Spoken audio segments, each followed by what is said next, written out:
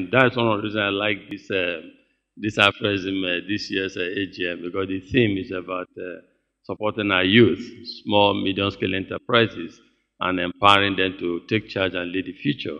The advice that Professor Rama gave is so important. I just want to add to that our young ones should look for role models, and these days in Africa, many abound. We have Absamad Rabiu, we have Wale Tinubu, we have Strive Masewa, we have Aliko Dangote, and we have a couple of them on the continent. And we have Ahmed and others. So you look up to people. When I was growing up, I like to read biographies, autobiographies, know about people, how they got to where they are or where, lessons from it, because Professor Rama was saying lessons of hard work, discipline, integrity, ambition. Let's dream big, but let's also realize that dreaming is just 1% of it.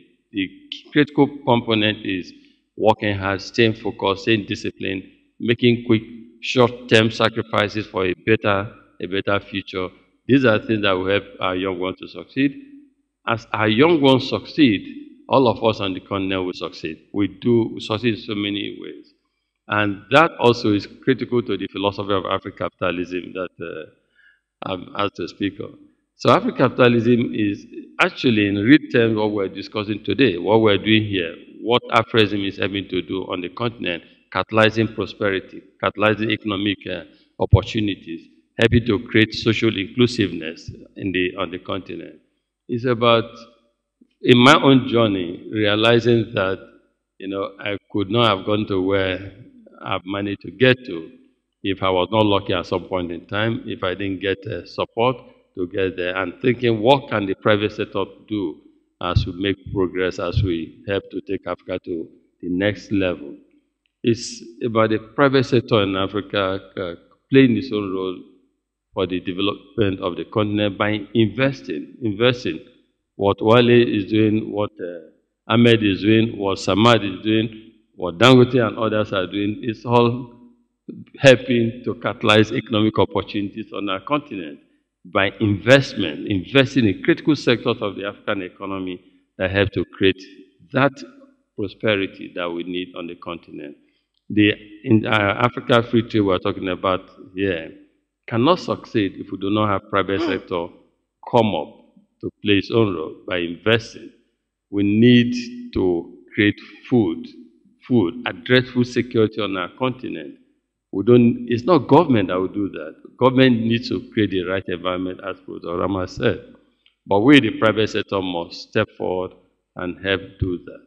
We need access to electricity on the continent. Government cannot do, but government must create the right environment for this to succeed. The African entrepreneurs and global entrepreneurs should see Africa as a good investment destination. But again, our governments have a key role to play in making sure that private capital, global private capital that is seeking the right destination, they find our continent as the right place.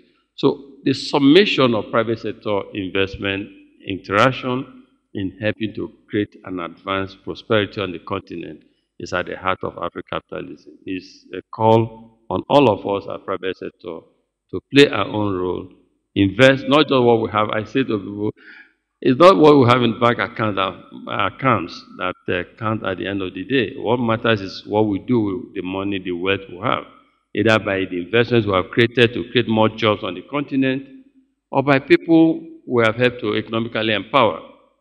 At the Tony Elumelu Foundation, we support young African entrepreneurs. We give each of them $5,000 non-refundable seed capital every year from the $100 million commitment.